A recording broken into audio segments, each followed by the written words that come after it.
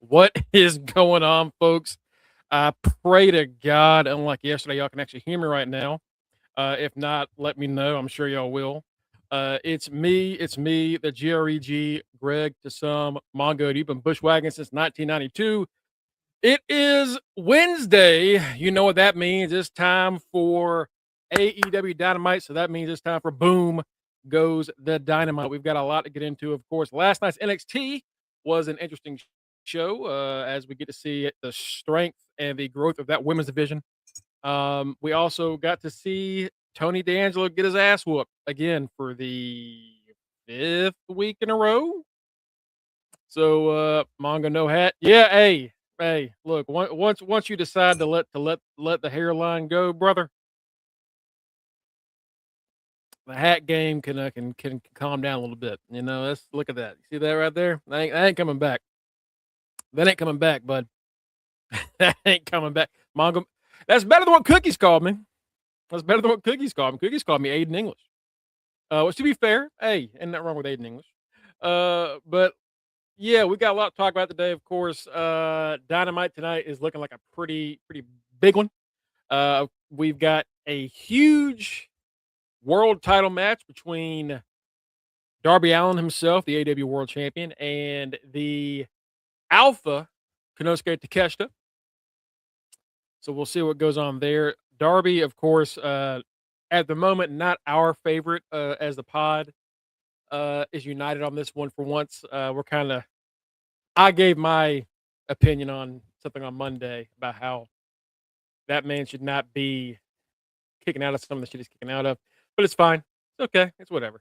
So yeah, let's talk about NXT. Let's talk about what happened last night. Let's talk about Mason Rook and how, for some reason, they're using music for Rook that is 14 years old. Darby is Mankind 2.0. Yeah, you know, he's like Mankind and Jeff Hardy put together, and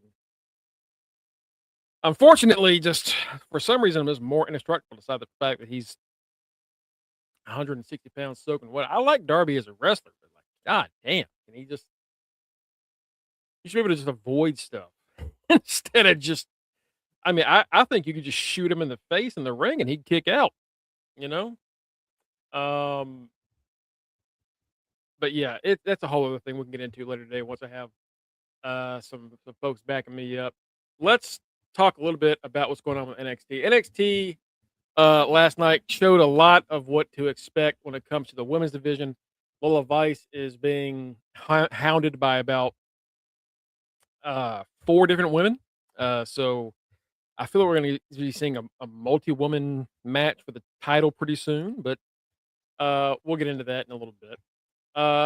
The show started off with Tatum Paxley and Lizzie Rain taking on Nikita Lyons and Zarya.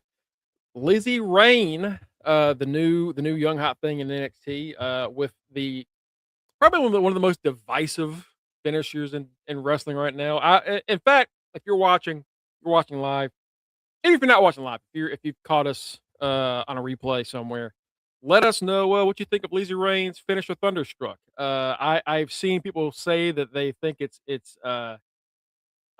intuitive and impressive, and I've seen others say that it just makes everything look too fake. I am of the opinion that it's cool, and sometimes the rule of cool is all you really need. If shit looks interesting, that's fine. It's hard to put this kind of stuff against things from like 20 years ago, 30 years ago, let alone 40 years ago. You gotta suspend your disbelief a little bit. You know, I look at wrestling in the same way I look at like action movies and like uh, martial arts movies, where a lot of that shit would not logistically make sense in the real world, but it looks cool, and I'm enjoying myself. I'm having a good time. So I think that's probably the best way to look at wrestling for me. Um, but if not, you know, let me know. Let me know. I think it's equivalent to Alistair's Black Mass. Can we hit on anyone? Yeah, that's kind of my thing, Tito. Is It's not too complicated. It doesn't require a lot of heavy lifting on her part. I think it's pretty rad. All the opponent has to do is kind of lift her up, and compared to like all the like triple jump arm drag you see out of the corner from like luchadors and things, it really isn't that big of a deal. And not that I have a problem with that stuff. It's fine. I like it. But like if you're saying that this is too much, then what that was also too much. You gotta like hold the opponent's hand, do a triple jump, they're waiting for you to do whatever you're gonna do. If you're okay with that, what's wrong with the kick? That's all I'm saying. But yeah, last night Tatum Paxi and Lizzie Rain defeated the team of Nikita Lyons and Zarya because once again Zarya, as Kenny likes to say of our podcast, is a loser. As far as the matches go, Zarya just woman can't buy a win. She did walk out on the match, which I guess is supposed to give her a bit a bit of an excuse on the record. But hey, a loss is a loss, man. Nikita Lyons is once again taken out by Thunderstruck. Gets pinned. And Nikita, what's going on, Kanisha? Someone will be joining me shortly. Right now it's just me, but I'll get some backup soon, hopefully, because my damn auction is going to run out.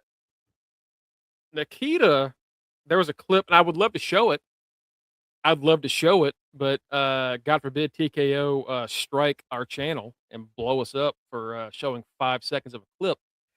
But an LFG clip went out today showing Booker T kind of not really getting onto her, but just like, hey, Nikita, back off on the sexy a little bit. You know what I mean? And coming from Booker, that is hilarious. Mr. That guy, anytime Lola shakes her ass and hits the running hip attack, anytime Stephanie McCare did the devil's kiss, now Nikita does it, and it's too much. You don't want to do too much. I don't know. I think it's a bit goofy. Yeah. It's weird because that's kind of Nikita's whole shtick. Is that that's her gimmick. She's sexy. She shakes what she's got. Does the leg drop thing. That's kind of her whole deal. So Booker's saying she's one of the most talented women on the roster, and then saying she needs to back off on the thing that kind of got her there is an interesting. It's a WWE thing where like whatever gets you to the dance, they might just throw it away anyway. We've seen a lot of wrestlers go to WWE and their name is changed and their entire gimmick is gone, and sometimes it works out. Same as Zayn, it worked out. Male Generico, you know. Um, and then sometimes it doesn't. But I Nikita, I feel for her as someone who has had both of my knees reconstructed. I do feel for her. Like I want to see her succeed, and kind of overcome what is really rough surgery to have at such a young age. And she's taken off a lot of weight. She's changed her move setup. She's trying, and I want to see her get over that hump, and hopefully she can. Um, but yeah, just the idea of taking away telling her to back off that, unless it's like a TKO thing, which again, like you don't know your fan base, and that's something that TKO it has a habit of failing to understand. Um, but yeah, Lizzie and Tatum get the dub to start the show off. It's all right. It's a decent match. Ren Sinclair is still on the shelf despite being the speed champion. She's walking around on crutches. I don't think it's a real injury. I don't know if I'm sure there's a report out there saying if it is or not, but she keeps getting hit while she's on the crutches, which is kind of like a dead giveaway that it ain't real. And if that's the case, don't Seth Rollins yourself, please, Ren. Me and Mike gonna have some money on you. and Kendall. We kind of need y'all to focus up. Let her shake her ass. I agree. Fuck it. Let her do whatever. Let her do it. Let her do it. Got her the dance. As long as she can improve and get better, it's fine. Kendall has a match with Kalani Jordan in the main event. Ren Sinclair didn't want to be in the match because I didn't want to be near it because she didn't want to distract her. Kendall wants her there because they're best friends, they're sisters in battle, and unfortunately for for Ren, that is exactly what happened. So she kind of saw her own future there. But Kendall and Kalani, spoiler alert, the main event, great fucking match. Kalani, I don't know really why she's even still there when she's already been a TNA World Champion. She was the first ever North American champion for the women. She's done almost everything but the NXT Championship, and really she doesn't need it. I was saying to the boys last night, put her on the main roster and have her like win the US or IC title like the moment she shows up. Give us a little Paige debut. Because she is gifted as all hell, and she's finally found her personality. Just take her to the main roster. It's time. It's been time. It's way past time. Naraku made his in-ring debut, the former Evil, and he took on Lince Dorado. Lince, who, if you're unfamiliar, if you're not watching AAA, is a regular on AAA now, and he's also working as a trainer and a coach for NXT, AAA, and Evolve. So even though he's not on NXT a lot, he is still signed there as a coach. So you'll see him more and more the more you kind of watch their other stuff. Naraku kind of beat the hell out of Lince and just hits a fisherman suplex, then does the Abyss, which is his old New Japan, one of his finishers. Everything is evil, which is an STO, a simple ass STO. And Naruto, yeah, Naruto. Naraku, which apparently is also the name of an anime villain that I didn't watch, so I have no idea what the fuck that's about. Naraku's finish is a simple ass STO, which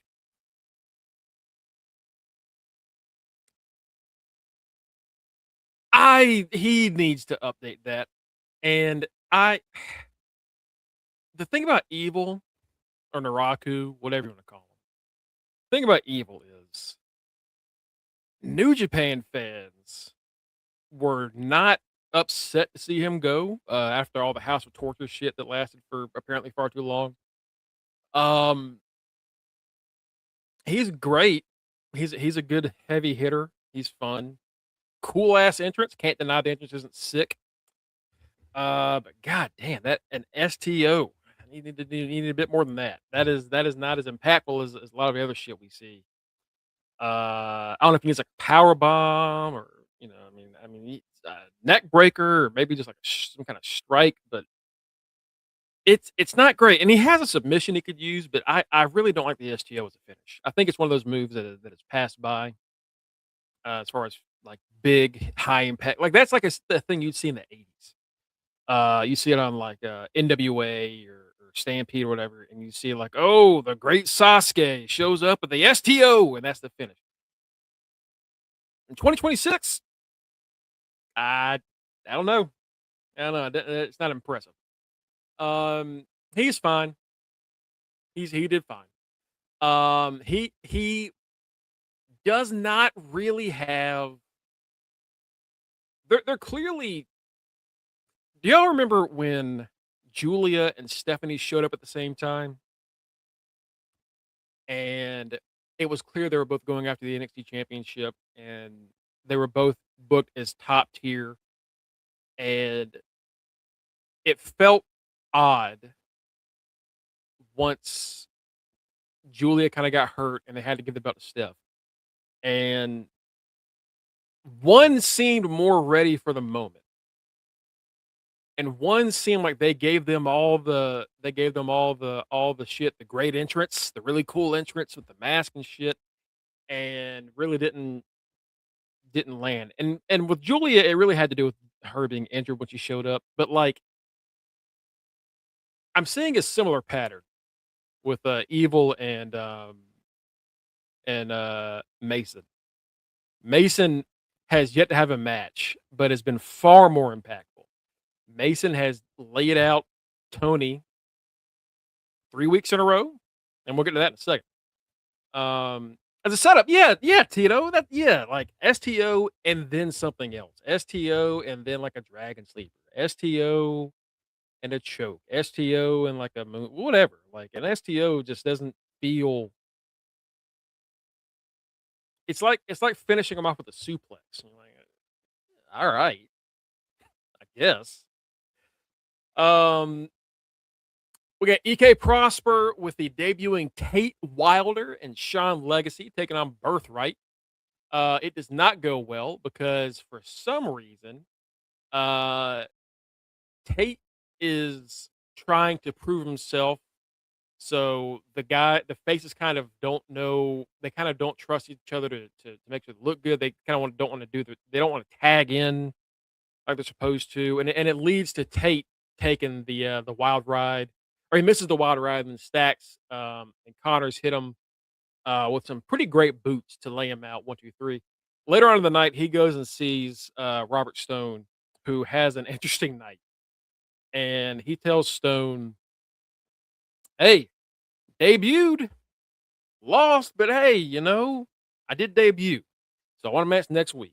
And he's going to end up facing Keanu Carver, who again shows up to NXT going, "I don't want to do this. I don't want to do interviews. I don't want to speak to people. I don't want to do vignettes. What the fuck are you here for?" I guess he's here to kill people and nothing else. Which, all right, but it's just a weird gimmick. I don't understand it. Tatum Paxley and Lizzie Rain are backstage after the match, and Tatum is so happy with the win that she decides to give Lizzie Rain a title shot next week. For some reason. So Lizzie Rain, she beats Nikita Lyons twice. Get yourself a North American title shot. Again, nothing wrong with Nikita Lyons.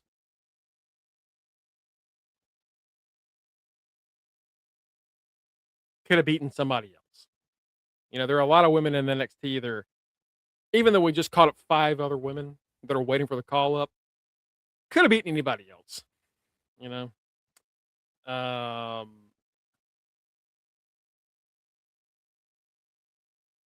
After that, we hear from Shiloh Hill. He's talking about Tristan Angels. Lizzie says that she has history with Angels. And that sets up the Angels debut next week. He's going to whoever he faces next week. He's going to beat the shit out of him. He apparently can shave. He can shear a sheep in 60 seconds. I don't know if that's impressive. Sounds impressive. I'm sure as shit I couldn't do that, even at my physical peak. I'm probably couldn't have done that. We'll see his debut next week. After that, we get back to Emily Agard's next thing. Emily is the woman who she made her debut as an interviewer last week, talking to Keanu Carver. And this time she's talking to OTM, Lucien Price, and now all I can think of is his name that me and Kenny gave him, Diabetic Horse, Bronco Nima. Bronco Nima and Lucien Price. Emily is here to give you some insight on wrestlers who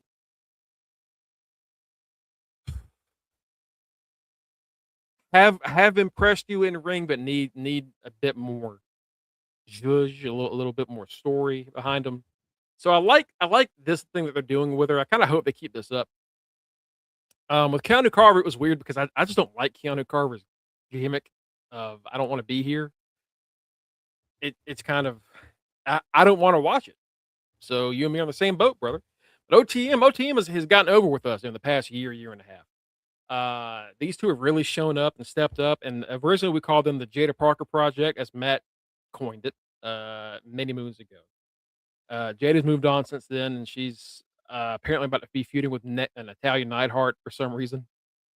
Um, and here they're doing a cookout. They invite Emily to a cookout, and this is where we meet Lucy and Price's little brother. This kid has to be no older than like 12, and he looks like he's a little tall, but you see his face; he's baby face, and he still has the high pitched pre puberty voice. Uh, but then we get like some emotion here because this is when we learn that Lucy and Price is now responsible for his brother because their mother passed away recently. Um, it gave him a chance to talk about that side of his life, and he kind of teared up and had to fight back tears and talk about how much his brother meant to him, and that he's here to make sure that his brother never has to worry about anything because he's always going to be here for him. And he's wrestling because he's getting the money to make sure that he can keep his brother in school, make sure he has everything he needs to succeed in life. It's really cool, man. It's really cool. This is the most we've gotten out of OTM outside of like them just being smarter than most other tag teams in a while. I've really enjoyed this. Um, Bronco, of course, he gets asked a question, and the questions that Emily was asking these two was, "What is something that we don't know about the two of you that you can give us?" Bronco said that Lucian stepped up to be a great role model for his brother after his mom died. So that's how we learned that his mother had passed away. In response, he says that Bronco was a great artist. Bronco actually, I don't remember if they said it was a painter or something. Like he does, he's an artist. He didn't like to brag about it, but it helps him kind of get his creative juices flowing, which is cool. Really cool. Um, yeah, yeah. I like the general consensus of y'all is that this was a good bit. I do like this. After that, OTM kind of wraps it up saying that, hey, they're gonna get back into doing things, and they plan on getting the belts, and they plan on again Lucian stepping up for his brother, and they're gonna be a tag team for many years to come. I loved it. If I wasn't already on the OTM train before, I think this would have really got me on it. Let's belt these boys up. They've earned it. They've busted their ass. They've grinded for years. I mean, again, we saw him debut with Jada and Reggie. Remember Reggie? Remember Scripps? Remember that? Yeah, that shit was ass. But Jada we saw was like the jewel, the diamond in the rough there. And OTM, props to them. They came back from the injuries that they had, and they have been great. And I really think it's high time to do something with them. But I'm really excited for another one of these segments with Emily Agar. I think these are great. I love these. I hope we should see more of people that we kind of don't know a lot about. We could get a lot out of the birthright with this. Jackson Drake and Noam Dar, and our boy Noam Dar, Alicia Fox. Noam Dar returned to the ring last night, take on the former Evolve champion Jackson Drake. The rest of Vanity Project is here along with Micah Lockwood. Dar looked really strong in the opening moments of this, outmaneuvering and kind of clowning the young stud. Um, it was really good back and forth. The last time Dar showed up, he got hurt. He came back from an injury, came back, got hurt again. And the match between the injuries, he looked a little rough. I think he put on some weight, like some muscle, and it just didn't feel like the old Noam Dar. But this match, he was faster, he was smoother, and it kind of felt like old Supernova 11 was back. So I don't know what the plan is for him going forward. I know he's been there for a long time, and I mean, he's Noam Dar's been there for so long. He was there when 205 Live started. Okay, he was there for the Cruiserweight Classic. Now, I don't know if y'all remember how long ago the Cruiserweight Classic was. But that was many moons ago. That was back on the WWE network. That was, I think, was it 2016, 2015, 2016? So at least 10 years ago. He's been there a decade. around the time the network started. Yeah. So he's been there at least a decade. It's I'm happy that he's still working there. I know he's there partly as a coach now, but I really think he's a great mid card guy to have around the NXT locker room to kind of help those younger guys get ready for better. And again, he introduced us to our girls, Lash and God, Mara Sade now in TNA and Lash Legend on SmackDown. So we'll always have a soft spot in our hearts for Noam Dar. Next up, we had the the match ends with Michael Lockwood getting a distraction for the ref, allowing Drake to get a kick in the dick, and then going for the 450 splash. 1, 2, 3. Jackson and Micah are so great together. I don't. It's something about and they Kenny and Matt mentioned before. They're like the DX of NXT, not in the same sense of what they were about, but just that they've got their China. Jackson is clearly the Triple H of the group, and then you got Road Dogg and Billy Gunn, the New Age Outlaws, and Smokes and Brad. It's a really fun group. I think NXT more than any other brand in WWE really nails characters. I think character work is at a peak in NXT, and then when they go to the main roster, they sometimes lose it. But in NXT, it's strong, and you feel it. And this is one of them where like I did not expect them to put Jackson and the rest of Vanity Project with Micah Lockwood. I didn't know what they were gonna do with Micah. That's not what I was expecting, but I love it. Every time I see them together, it puts a smile on my face. You know. After that, Dark State shows up, and they are ready for a tag team title shot. Now they were reminded by Brad here, by B Rad, that they were the ones to take the belts off of Dark State, and they were the reason that half of Dark State is feuding with each other. Dark State said that they were just kind of waiting and biding their time, but now they want a shot. Saquon says it's going to be Cutler and Osiris challenging for the tag titles next week, but Cutler cuts them off. Him and Osiris are united in trying to make sure the group is whole again. So Cutler and Osiris, instead of going for the tag titles themselves, are putting Saquon Sugars and Dion Lennox in a tag title match next week. Now,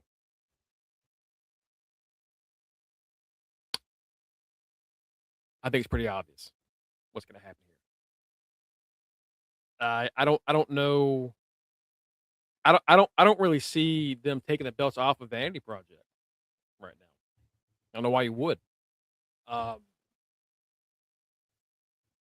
Dark State had 2 runs with the tag titles. They even beat the Hardys for them in a TLC match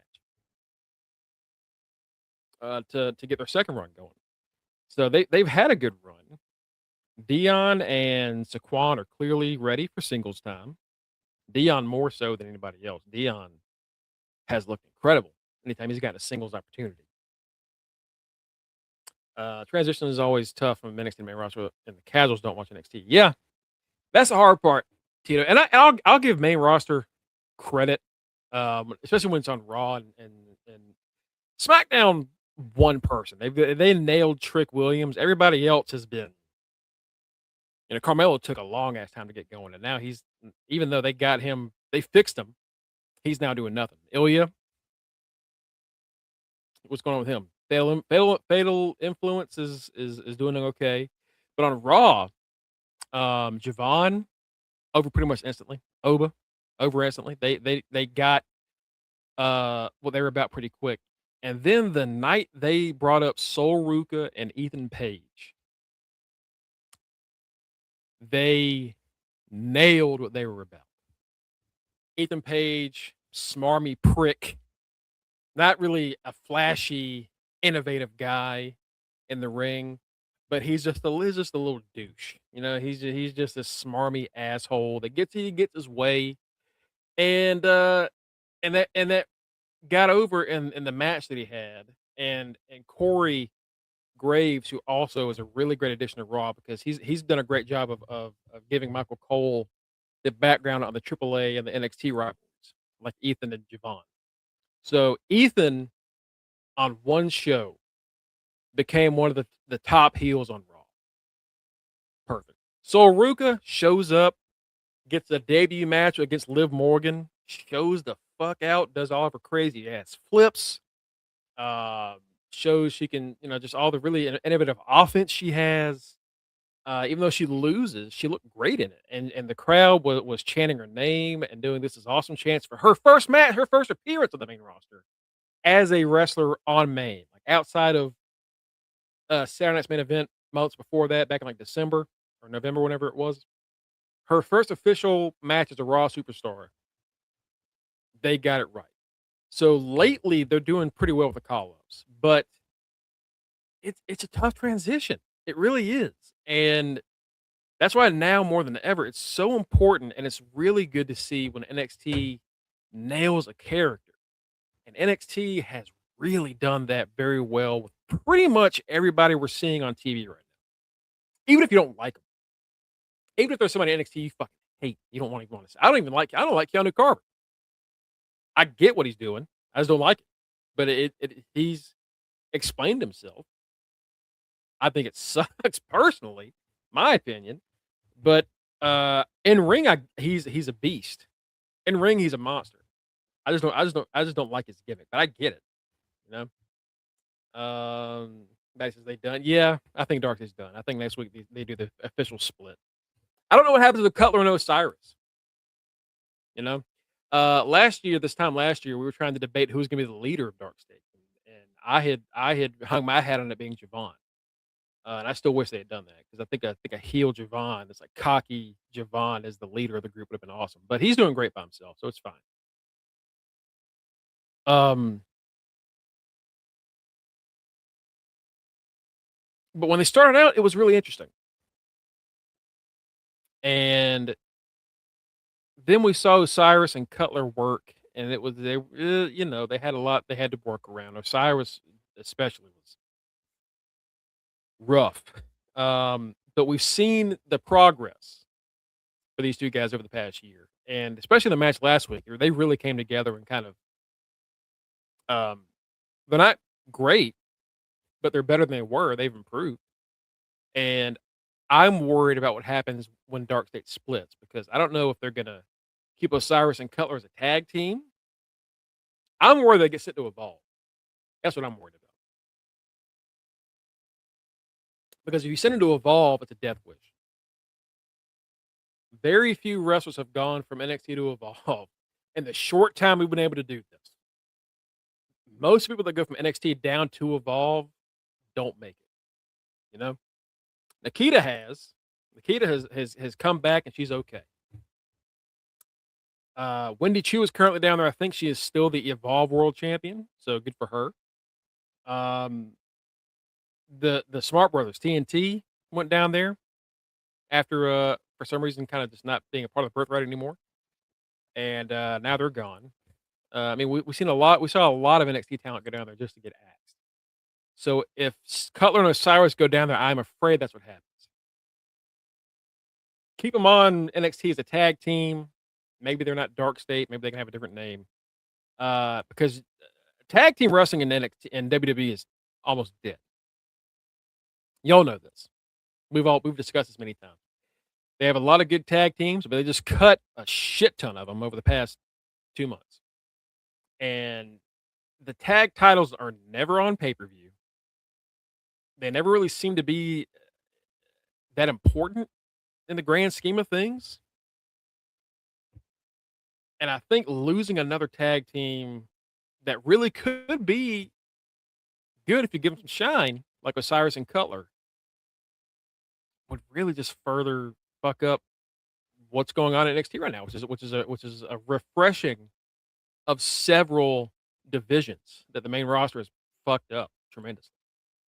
But we'll see. We'll see. Tito brother, I don't know. Genuinely, I don't remember. Like the Vision were on Mania. You know, they had that 6-man with speed, but the titles weren't on the line. You know, Priest and Truth. They defend on SmackDown every now and then. They don't defend on pay per view.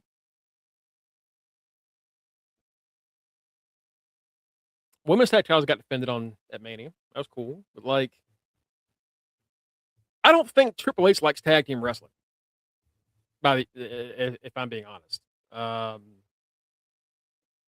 don't think old Paul likes tag team wrestling,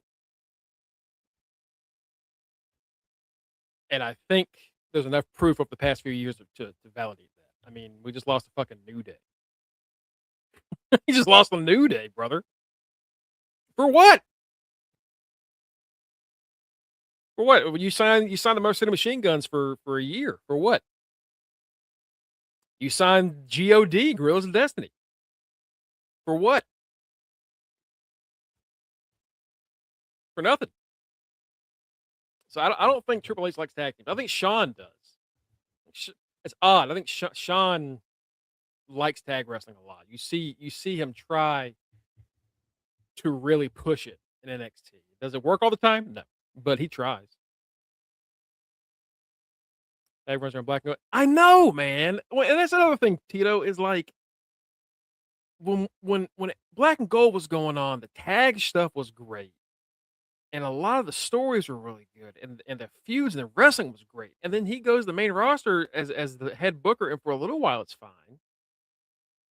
But over the past 2 years, it's just gotten so bad. And I at one point I was one of the guys going like it's TKO, it's The Rock, it's TKO. They're fucking up his booking. But now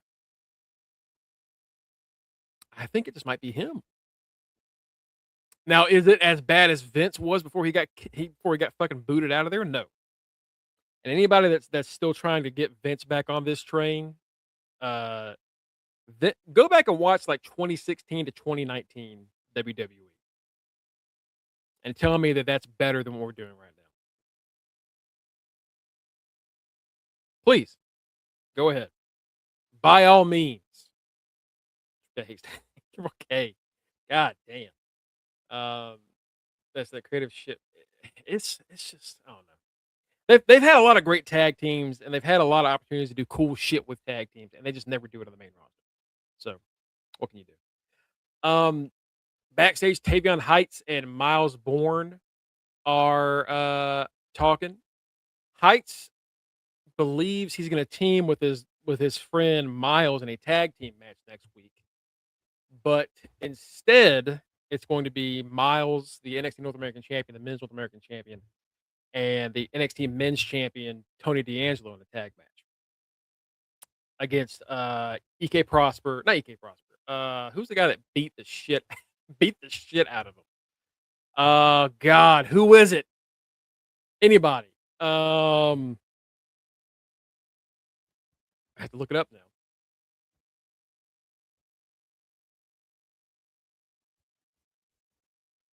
I was thinking it's EK Prosper, but I think there are like 5 different guys that have like very similar sounding names. Cam Hendricks, Cam Hendricks, and Mason Rook. Miles. We were expecting it to be Miles and Tavion, and instead it's going to be Miles and Tony. Tavion gets upset because, hey, thought we were boys, and you know the whole you're letting your title fuck up the game. You're letting the title fuck up what we're having together. And I mean, we're clearly heading towards the split between Miles and Tavion officially. Last night, Tavion says, "Hey, you know what? Hope Tony has your back as much as I had yours." Uh, it feels like Zarya and Soul, where we're like, "All right, let's get on with it." You know, Zarya and Soul should have broke up this time last year. Zarya and Soul should have broke up way before they did. Miles and Tavion, that we should be done by now. Ladies and gentlemen, joining us, he is the. Can you hear me, Mike? Before I do this. Uh-oh. Ah, shit. I'll put you back off for a second. Where were we? Oh yeah. So this is where we learned that Mason Rook is going to have his contract signed. He comes to the ring, and I'm so tempted to play this music. I am so tempted to play the music because it is very funny that WWE did not give Mason Rook a new song.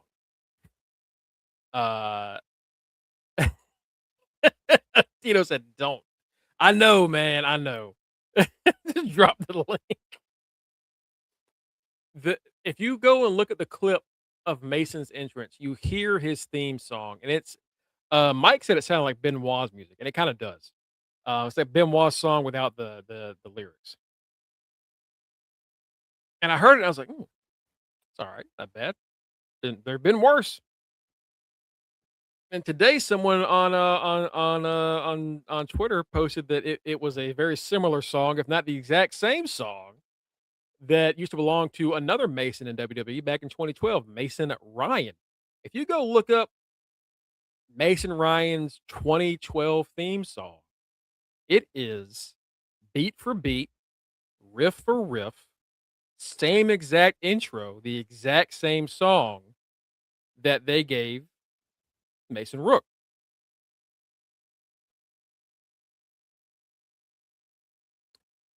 I don't know if that's lazier or smarter than them using AI for music. So I don't know how to feel about it. I don't know if I should complain about it or not. You know? Mason, of course, uh he shows up and God, he is so babyface. This motherfucker needs a beard. Badly. Badly needs a beard. Badly needs a beard. Sad and lazy. Mojo's been part of the MFT. Mojo should have just been treated better by that company, for being honest. Outside of his fucking concussion problem, he should have been treated better. Mason comes in, signs his contract, says he's turning heads. Everyone knows about Mason Rook. Even John Cena knows about Mason Rook and how important he is to the future of the WWE. And then that's when we get the chant, "He's big, he's bad, nobody slam your dad, Mason Rook, Mason Rook." All right. Okay. Not bad. Not a bad chant. He lets it go for a little while. I say, I know a few that look like that, Tito. I know quite a few. He says he's here to crush everybody, but he's here for gold. D'Angelo shows up and he says the first time you attack me, it's fine. Let it go. You're making an impact. It's cool. The second time you attack me, that's a problem. And before he can go further, Cam Hendricks shows up. Tony D'Angelo has gotten his ass whooped every single NXT, damn near since he won the belt. All he does is get jumped. All he does is get jumped. It's so fucking weird. I don't know why they book him. I really don't. He went from being the Dom that was fucking dropping bodies to just getting thrown through walls and shit. Like, what happened, Tony? So as Cam and what's up, brother? All right, can you hear me? There you go. I can hear you. What's going on, man? How you doing? It's been a long while since I used my old ass iMac. I try to connect with these, but you know what? I had problems yesterday, so you have problems. It's fine. It's gonna be an all week deal, brother. Ladies and gentlemen, now that he's here officially, he is our reigning "Are You Fucking Serious" wrestling trivia champion. Main event, Mike Ciampa. Mike, we are deep into NXT. Did you watch NXT last night? I did. All right. I need your opinion on a few things. Okay. That we've covered. First up, what do you think about Naraku?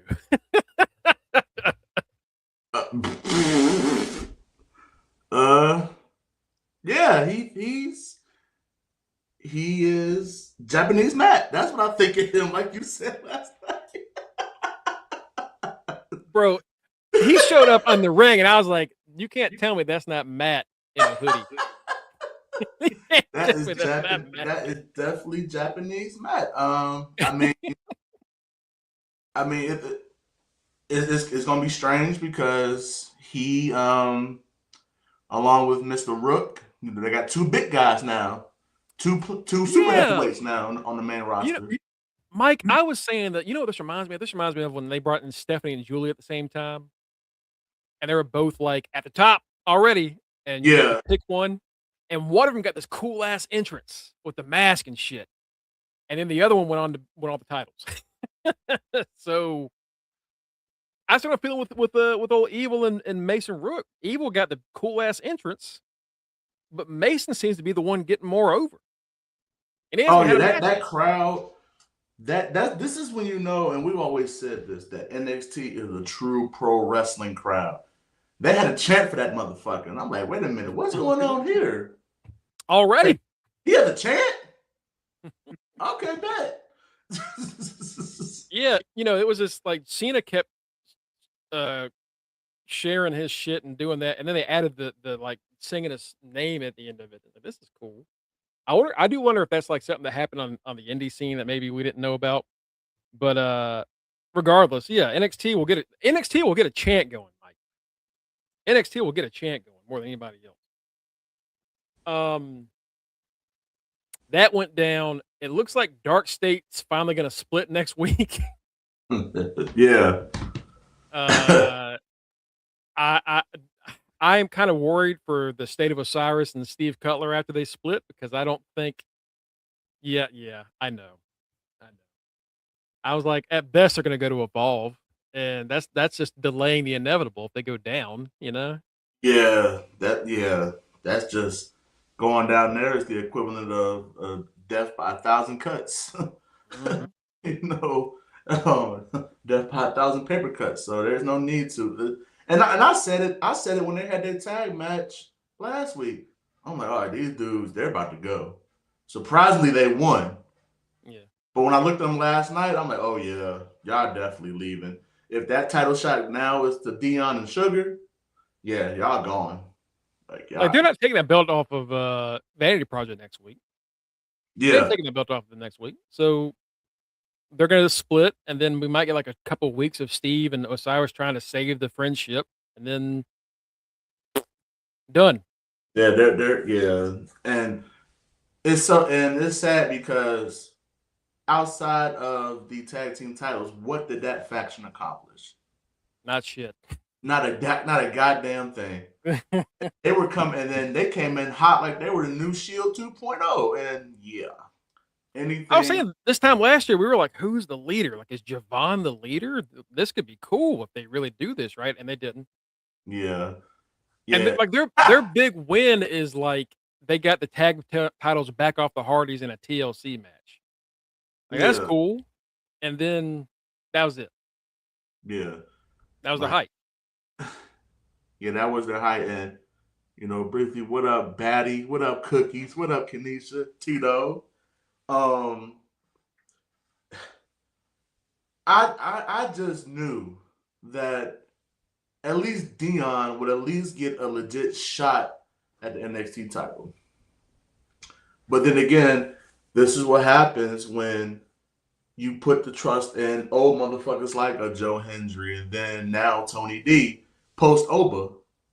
Mm-hmm. When you delay the growth of your newer and younger stars. And Dion is definitely one of those. Hell, put Sugar. Sugars can go after the North American title. Yeah. So that's what they're going to do. They're going to most likely, like you said, they're going to split them up. They're going to feud. And then one of them, most likely Dion, hopefully ascends up to the NXT title. Yeah. I mean, well, this is another thing. Like, why is that built on Miles when you could have that on Saquon right now and really be doing something with them? Mm-hmm. Like the Miles thing, they're trying so hard, but it's not connecting with any of us. And I really don't know anybody that watches NXT personally, like people that I actually interact with on a regular basis that like Miles as the face that's holding this division down. He There are better options. he won us over initially because we were like, oh, this dude's deaf. And then you start to see him every week, and you're like, wait a minute, is this motherfucker actually deaf? Or he just had as Cody Rhodes lisp. Partially deaf. Yeah, it's like partially. Like both of them were like, yeah, how's your wrestling deaf? He's not fully deaf. Oh. It's like a what's his name? Crazy Steve. Like he wrestles blind. He's blind? Well, he's partially blind. Right. It's still crazy. It's still wild. It's like not as impressive as it was. Right. It's not like this motherfucker's out there like, what's his name from Mortal Kombat? Kenshi? It ain't like he out there like this. That'd be sick. And after a while, it's like, yeah, this dude, there's no more layers to him. You know, he's young, he's athletic, and he's partially deaf. That's about it. You know, there's no more. There's nothing else to him. That's all he's got. Yeah, they have not found his next level up. Tavion, oddly enough, has been more interesting since getting his hair twisted up. Like he's at least trying something. He's clearly about to turn heel on Miles, which I'm very excited about. Because before you hop on, I was like, this is a split that should have happened a long time ago, just like Soul and Zarya. Yeah. You know, they're dragging it out too long. Did you see the OTM interview? I did. What'd you think about that? You know what? Like, and I know we were talking about that in the chat. Like, which one was it? Bronco? The brother is Lucien. Lucien had the brother. Hey, Lucien, and then I also mentioned one of them. I don't know if it's Lucien or Bronco about his mother passing, and I was like, oh, that's Lucien and his brother, their mom passed. That's why he's taking care of his brother. And then like Bronco was there for him through all the stuff, all the troubles, and they also mentioned that Bronco is like an artist and he like expresses himself through that shit to like get his creative juices flowing. And you know what? That's cool as hell. Like, like that and like watching that interview, it's like yo, that's dope. Like that we actually get a somewhat in-depth view of who these two dudes are and why they're together and why they're doing what they're doing. And it's like, you know what? That's how you build up, especially if you're going to keep them as faces, and that's how you're going to keep the crowd behind them. That type of interview is what does it. Yeah, I loved it. I'm actually really excited to see more of that woman's interviews and like one-on-ones of folks that we don't really hear a lot about. Yeah. I'm y'all just think that woman's fine. I mean, that's not of course she is, but that's all. That's not why it was good. It just happened to also be a fact. Exactly. Like that's half of it. Cookies. You know, that's the half truth. Yeah. You know. I don't want to hear that shit from you, Cookies of all people. Cookies. I don't need to hear that shit from you. Right. We've heard what you like. Between you and Batty, two of the horniest motherfuckers we know. Don't you judge us that way, Cookies. I ain't having it. God damn it. Of course that woman is fine. But it was also a good ass interview, unlike the disaster of last week. Oof. Brother, that shit was ass. That was awful. That's so yeah,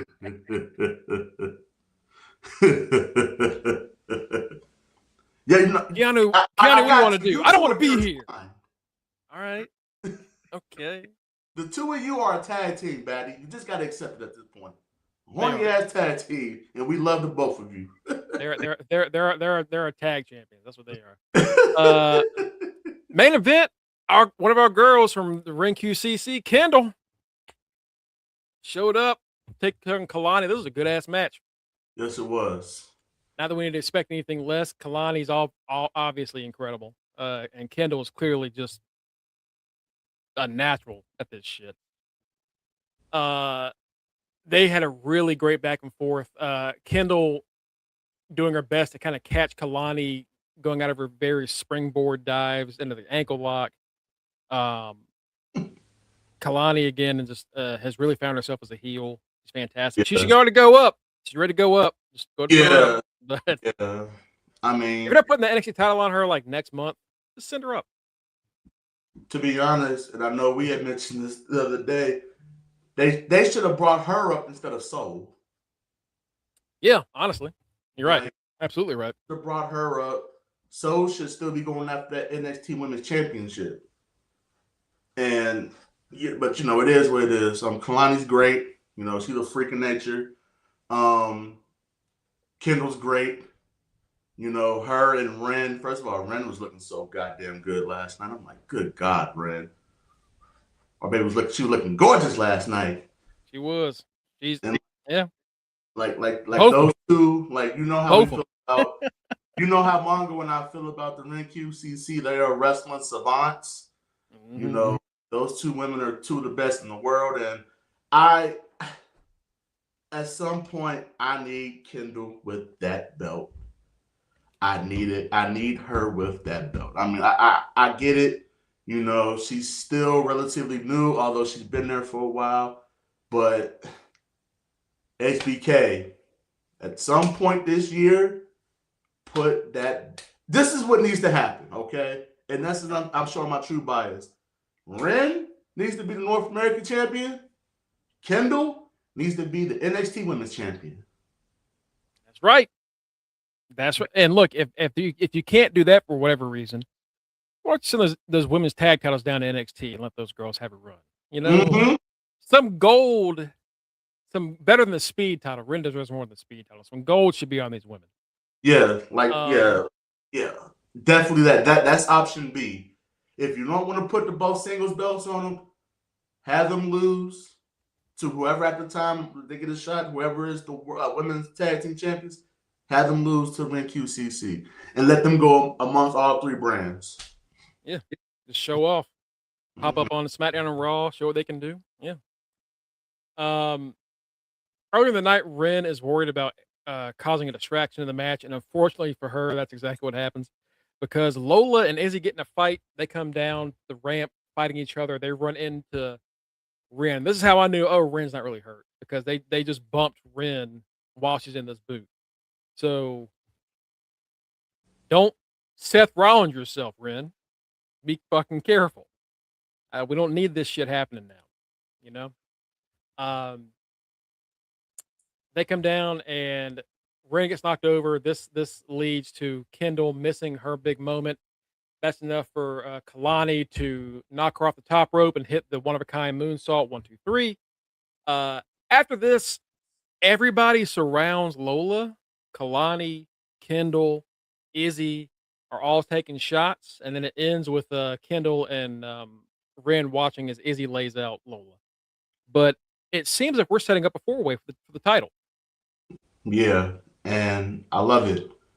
I said it last night. I think this is my favorite division, probably in all of wrestling. Between this division, this NXT Women's division, and probably the men's AEW World Title division, those are my two favorite divisions. This, and it's crazy because they lost the likes of all of Fatal Influence.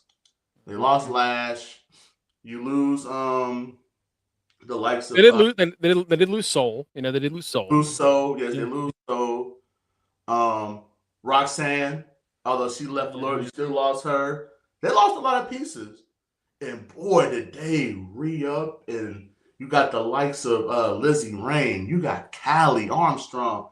I mean, and we've given her shit over the years, but it looks like she's gotten herself in a good shape. Nikita's actually somewhat worth a damn. I'm glad you said that, Mike. I was saying when this show started that Nikita has really earned. She's busted her ass, and after seeing her last night in the match before, she has really worked on it. And as someone that's had both knees reconstructed, I know how tough that really is on your body. And for her to get back into the way, and she's moving faster than she was before she got injured. I need to give her props. Really, she's looking great. You know what? Good for Nikita, because at first, let's be honest, she was there as a sex symbol. She was there as a sex symbol. Did you see Book? You see that clip of Book from LFG telling her she needs to back off the sexiness? Hey, thanks, Book. Booker of all people. Booker, the one that the man that has about 40 strokes each week from losing his goddamn mind. But you know what?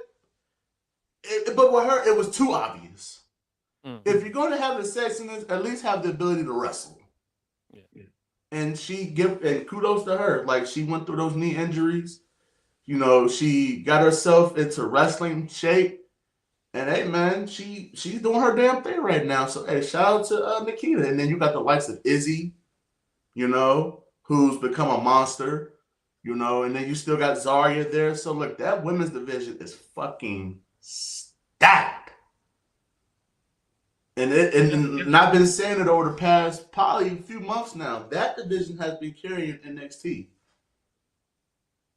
It has, and I think once a year we're like, oh man, they lost a lot of women in this division's looking a little rough right now. Let's see what happens, and they reload so fast. The women's division has really carried NXT for the better part of 2 or 3 years. Yes, it has. You Yes, know, it has. like Oba, Trick, and Javon and Ethan were great on the top, but the mid card was a little rough, you know, and Mhm. tag team shit was rough last year. But hey, Fatal Influence was great. Lola was great. You know, like all the women that kind of carried things last year were really awesome together. The women really, I think, dominated this show. They opened and closed it, and most of the segments backstage were segments with the women. So again, NXT is the women's show, which is when it honestly outside of Black and Gold, NXT has been at its best when it's been the women's show. Yeah. Yeah, because Since 2.0. yeah. I mean, really, when you think about like when it originally started, like when you had the four horsewomen, you had Paige, you know, when you had all the we had all them girls down there too. Like it's kind of like it's reverted back to that when you had all these women who were becoming stars there when low key carrying that brand. So yeah, and it's even more evident now that they're carrying that brand. Yeah, Yeah, Cookies that too. Bianca Bianca, and Rhea Shayna their Shayna, time. Rhea, Asuka, when you had Ember, Athena, when you had all them down there, yeah, the women have kept always kept that brand afloat and always kept that brand rocking when nothing else was working. Because let me tell you something, that men's NXT title scene, It's weird. uh, I'm liking Tony as this like whatever his new version of himself is. The problem is Tony gets his ass beat every single week. mm-hmm. That really, and it's like, oh, who's the guy that keeps beating his ass? Not Mason, the other guy. God, Uh, I forget his name. But yeah, that Cam Cam Hendricks. Cam Hendricks. Cam had, yeah, Who the yeah. fuck is Cam Hendricks, and why should we care Who about it? the I don't fuck? know, but he keeps beating Tony's ass. Cam Like, Hendricks sounds like a former defensive end. Like Cam, is he one of these NIL guys like Cam Hendricks? Like who the hell is that? no. All I Um, know about him is that he keeps jumping Tony, but I really don't know much else about maybe we need to conduct an interview with him. him. NXT, Hey, okay? Get to hey, learn more about this motherfucker. Hopefully get we your get girl that on it. That'd be nice. That'd be nice. because Uh, did you talk about the Mason Rook's theme? yeah, I was talking about that before you hopped on. That like it is not. It's not even like it's close to it. It is Mason Ryan's 2011 theme song. It is legitimately. It's the same intro to and like you said, it sounds very Chris Benoit-ish. Yeah, You know. like Um, you should have saw my antennas perk up last night when he was coming out and I was hearing that song. I'm like, I know you fucking lying. I heard that. They brought him back from the I'm dead. like, Oh shit! I'm like, oh, like whoa, whoa, whoa, whoa, whoa, whoa, Death Rebel, you actually snuck that in? Like the likes of Mongo and I wasn't gonna be able to hear that. Okay, I heard that Mike and immediately. Mike in the chat was like, "That Benoit." I was like, "That does sound a lot like Benoit." I'm like, oh no. That's Lizzie Rain, Kanisha. That's Lizzie. She's from the UK. She's great. She does look like Joan Jett. She looks just like Joan Jett. That is the perfect description of Lizzie Ring. Jones. Looks just like her. Mike thought a demon was showing up, brother. That's a theme song that you hear that and you immediately go, "Oh fuck, oh shit." Your butt cheeks start to clench a little bit, like, oh, hold on. Have you No. seen that? Have you seen that video? I can't remember who the influencer is that did it, but it's like he's like a an exorcist, and he's trying to exorcise the ghost of Hulk Hogan. And he's like, look, if you listen, if you hear Chris Benoit's theme music, you gotta get out the house. You gotta run because it's over. I I saw that last night, and then that song played. I was like, am I being punked? Am I being played by this company? I'll send it to you. I'll send it to you. I'm But hesitant yeah, if I want to open the link. but it sounds just like it. Yeah, and again, it is exactly Mason Ryan's old theme song. And I was like, is it lazier to reuse a theme song you haven't used in 15 years, or use AI to make a theme song? Like, which I guess I'm happier with this than the alternative. You know, kinda.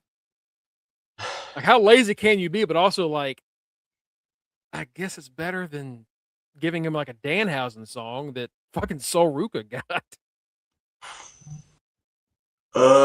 Yeah, I mean, Raven and I were talking about this last night about just like AI and how people are using I'm AI sure to. that drives her up the wall as a Oh marketing my chief. I'm brother, sure. because I can only imagine. her company works directly with the music industry, and oh my god, because Oh man. it fucks over the actual talent.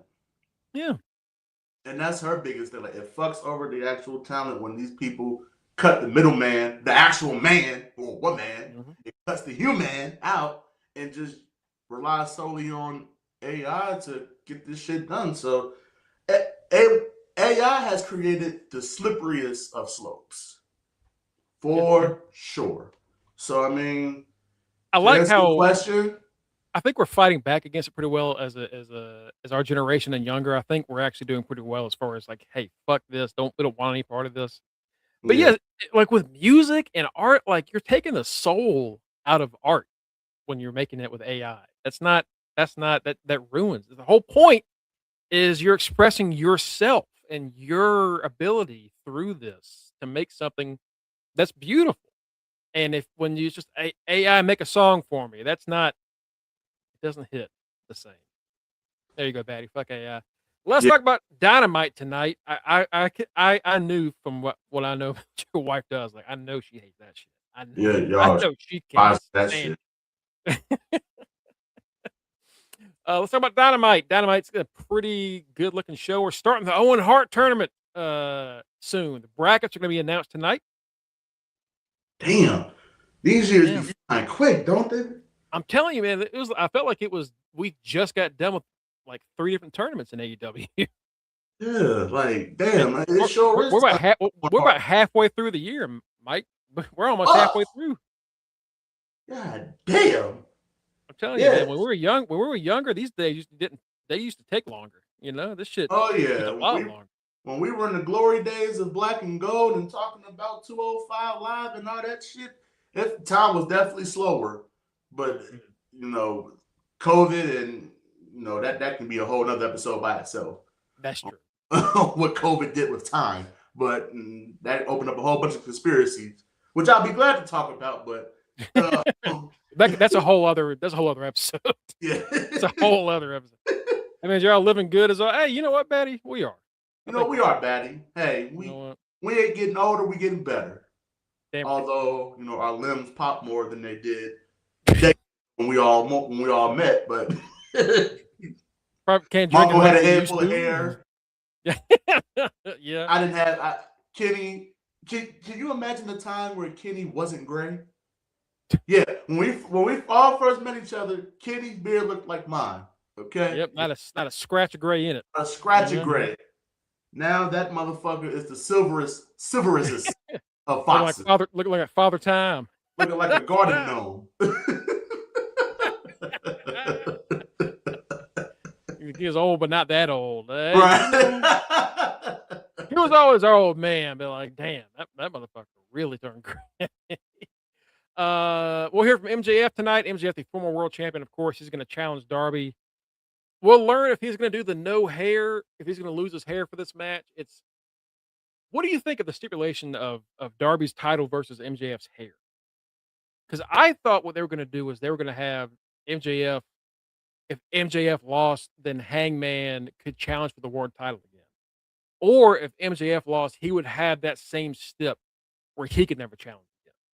Right. When it's the hair, it's like the hair. All right. Yeah. I mean, it's just like we already did that with Yuta, and but if you give MJF the same stipulation that he gave Hangman, it's like you're running that back too. But and then you know for a fact he's winning because ain't no way he's gonna lose that shit. Exactly, and I guess the hair route is the best way to avoid the elephant in the room, which is when the fuck is Hangman coming back? So I guess we're gonna be without Hangman for longer. And yes, I mean, it would be funny to see a bald MJF. I'm not gonna lie, that would be fucking hilarious. You know what? The more I think about it, the more I like the stipulation. Go ahead, give us. You're talking me into it. You're talking me into it. He's gonna have like a Burberry skull cap. He's gonna be looking like Vince Jr. Vince Jr. Jr. with a Burberry do-rag. You know what? You taught me into it. Let's do it. Let's do it. I need that visual. You're CM Punk maybe being done. I heard this rumor, Mike. I don't know if you saw this. So Punk has not shown up since like that one night after Mania, and the rumor is that because all these pay cuts happened and we have not seen Punk, maybe he got asked to take a pay cut.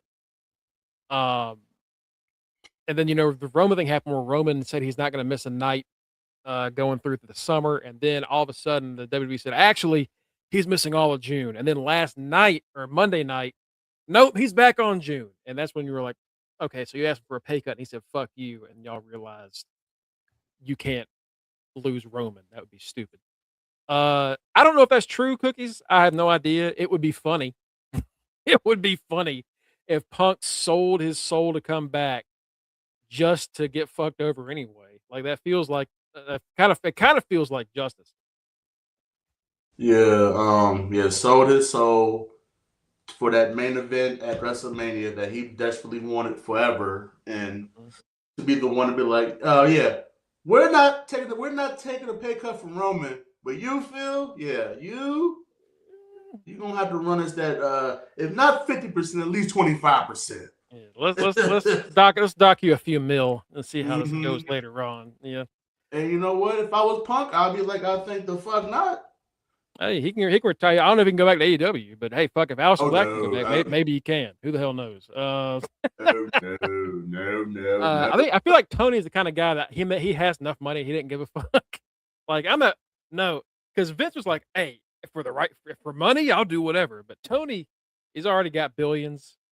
I feel like he kind of does hold some grudges, and that has to be one because Punk has talked a lot of shit about AEW. Punk talked about the whole executive team from front to bottom and from front to back and from back to front. Yeah, for like a year. For like a year after he came back to WWE, he was talking shit about it. Or Ari what the fuck is it? The MMA podcast? Ari Hawani, yeah. Talk about him. He was on there, talked a lot of shit about him, and he's done promos about him, and WWE crowd didn't give a fuck because WWE crowds don't watch AEW. Right. So I don't think he would go. I don't think he could go back. No, they will keep a latch on that door if he tried to come back there. Like, buddy. It'd be funny because like Sean Dean was on Twitter when they were talking about Black coming back, and he said, "Fuck no." Could you imagine? It's like, yeah, rumors are Punk coming back. The Bucks be like, absolutely not. Absolutely. No. Hell no. Jack Perry run his ass over with that bus. Tony Khan, the Elite, be like, get the fuck out of here. And Punk would be the one, and Punk would say the same thing. I think Punk's just taking a little vacation, personally. I think that's probably what it is. They have a Chicago show coming up soon. He'll probably be there for that. Oh yeah, he'll be back talking shit. Probably. And then think about the last time he showed up. That's who he was talking to, Cody. Mm-hmm. Hey, Cody's in a feud with Gunther right now. Once that wraps up, hey, Punk, boom, bing, bang, boom. Plus, if you have Punk here, then it would be diluting the Jacob Fatu shit with Roman, and you don't want to do that. You want to make sure Jacob's shit is solo. You know? Yeah. So it's time for Punk to wrestle on Fridays. There you go. Hey, get your ass on the USA Network, Punk. Back where you belong, brother. Kevin Knight's TNT Championship Open Challenge tonight. After losing a match against Darby that he didn't have to lose, but they put him in the position. He hopefully can get some steam going again. Every week I like Darby less, Mike. And I used to be a big Darby fan, but every week with this world title, I'm like, God damn it. And there's a match tonight. Takeshi's going to be challenging Okada for the international title of the pay-per-view, but he's got to lose to Darby tonight first. I fucking hate this title run. Get this belt off Darby now. Get it off of him now, because he is slowly but surely picking off the top guys in this roster apart. I fucking hate this run. Yeah, I hate this title run. And then that should have happened on Collision. I was like, God, this fuck. We could have continued. We could with all these title matches. First of all, and I've been thinking about it. Imagine like when we had our 1 year, when we did our own fantasy. Imagine if one of us had Darby. Own Darby? You pull away and never get caught. Never get fucking caught. Title points every week. Like, come on, how fair is that? So, yeah, get the belt off of Darby ASAP. What they should have just continued the feud with him and MJF. They could have carried that until Double or Nothing. But to have that man defend every week and knocking off the likes of Ciampa and knocking off Brody King and knocking off Kevin Knight, it's like, okay, this is ridiculous now. And he's going to knock off Takeshita. And Okada's coming for him too. What are you going to do? Knock off Okada? It's like, what the fuck? And I saw a rumor that like maybe he's retiring soon because his body's too fucked up, and that's why he's giving all these matches. Like, that's not an excuse to make all your top guys lose right now. But he should be so beat up he can't wrestle right now, and instead he's just defying the odds. I get it. He's supposed to be indestructible. He's 180 pounds soaking wet. He is one of these loose leaf papers I have here. One of these loose envelopes I have here. 140 pounds soaking wet. And now he's a superhero. That's what he is. He has to be a superhero. Right. And you got him beating the likes of Brody King and all. Swerve Batty somehow is making a power move by challenging Bandito for the Ring of Honor world title, which is what an upgrade. Like that shit's confusing. And that's another thing with this whole Darby run. It has affected the likes of Swerve like a motherfucker. Dude, 3 months ago, Swerve, even he had like lost the world title, he had like freshly turned heel. He is like one of the most aggressive fuckers on the roster, and now he's challenging Bandito. And Brody, like Brody also like it's just this weekly or like every night world title. I beat everybody that it's annoying. We've got a multi-man tag match. Orange Cassidy, the Bucks, and Cage and Cope versus FTR, the Dogs, and Tommaso Ciampa, which should be just chaotic as hell. I'm glad I'm not writing that one. I would not be able to keep up with that. Our boy, the motherfucker Ace Austin, is taking on Will Ospreay, which should be a great fucking match. This is Ospreay's first match since working with the Death Riders to get his neck fixed. So I'm assuming we're going to see Will's new offense, a lot less flying, I would hope. He said in an interview recently that he can't do the shooting star press anymore. So hopefully this was a way for them to be like, this is going to be Ospreay's new, like, striking, heavy offense. Less flips, less crazy dives. It's Will's evolution. And you know what? That's the way to extend his career. Yeah. Every now and then, pretty much do the Seth Rollins with him. Mm-hmm. Do the Seth Rollins with him. Like, he realized he can't do all, the top rope over the top flippy shit no more. He can do it every so often, but yes, he needs the more striking, ground-based, mat wrestling type of style. And Ospreay is great. He's going to be he's going down as an all-time great. So he can adjust to that with no problem. So I wish if this was 5 years ago, this match would be for some type of title. Brother, this for like an X Division title would be sick, or like a TNT belt or whatever. But still, Ace is also. I wish I'm hoping that he's gonna get the Kevin Knight treatment soon. Where like for a year and a half, kind of got his ass beat. Now we get to see him rise up. Ace, I think he's had his ass beat enough. It's time to give the motherfucker some opportunity. You know? Yeah. He needs. That man is too good to not have a belt soon. Either that international belt or that continental belt. One of those belts has to belong to Ace. They got like 15 goddamn mid-card belts. Put one of them on Ace. Put one of them. And when we mean a mid-card belt, don't pluck him down in ROH in purgatory. Don't do that. He deserves more than that. He deserves way more than that. Mm-hmm. Yeah, exactly. He needs to fuck some mothers. Hey, that's how it happened the first time. Right. Sheeta and the Brawling Birds, for some reason, are taking on the Triangle of Madness. And it's confusing, but it should be fun. You know what? The Brawling Birds, they're fun. Every week, I've become more and more a fan of them. Like those I love them. They're great. Like, I love that tag team. Did you see their Mother's Day video AEW did when they're like, what did your mom think about when you became a wrestler? And the first scene is the Brawling Birds doing the white chick shit. Oh, you want to talk about mother? And I was like, I love them so much, bro. It's so fucking funny. I love that tag team. The more I watch them weekly, I'm like, I love these two. You've been a fan of Windsor since she showed up. The moment she was like, Wednesday, you were like, I like her. I like it, yeah. Yeah, I'm like, oh yeah, this woman, she's a little nuts and she can wrestle. So I'm like, I take that. I take that. And then putting that personality with Jamie Hayter, and that gives her more of a personality. I was like, oh, boom, there we go. Hayter is a great like brawler. So all this has done is given her some chances to like break out on the personality side, like you said. Yeah, because both of them ass. They whip ass. They beat the fuck out.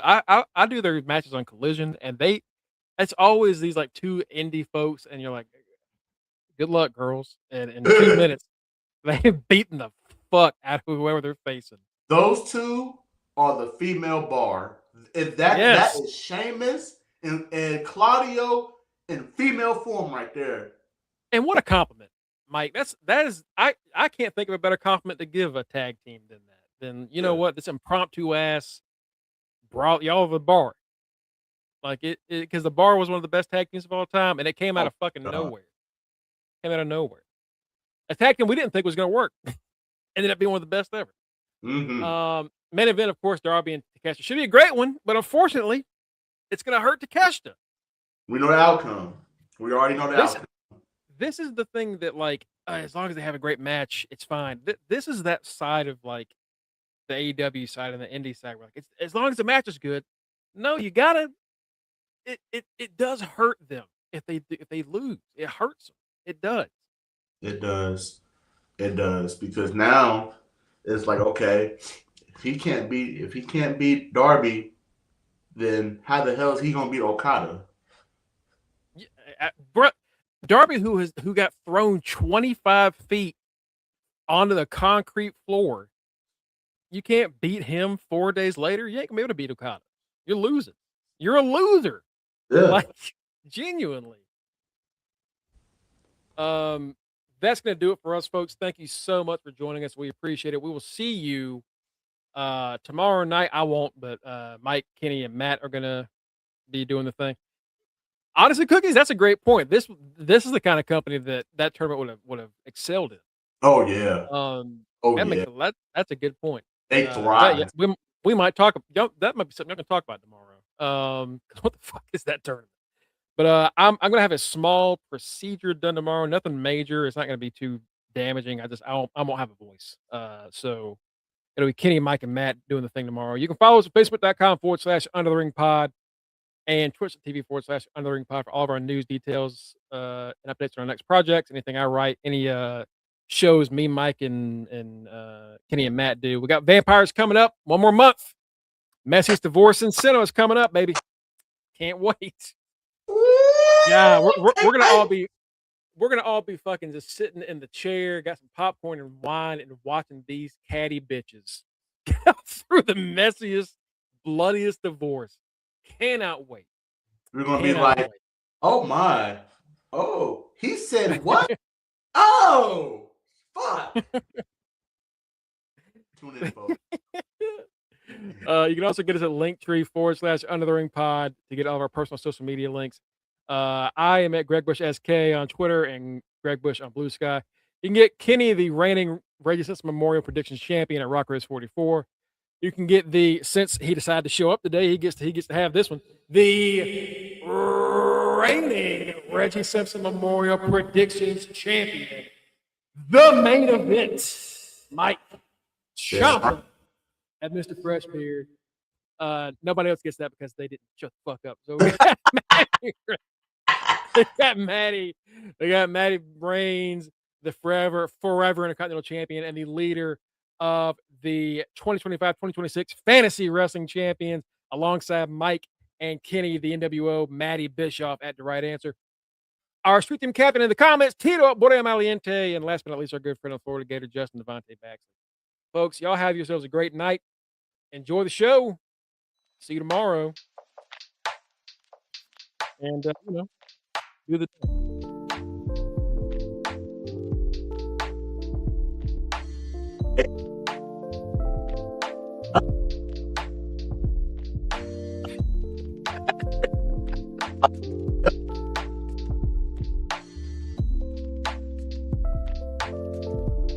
Peace.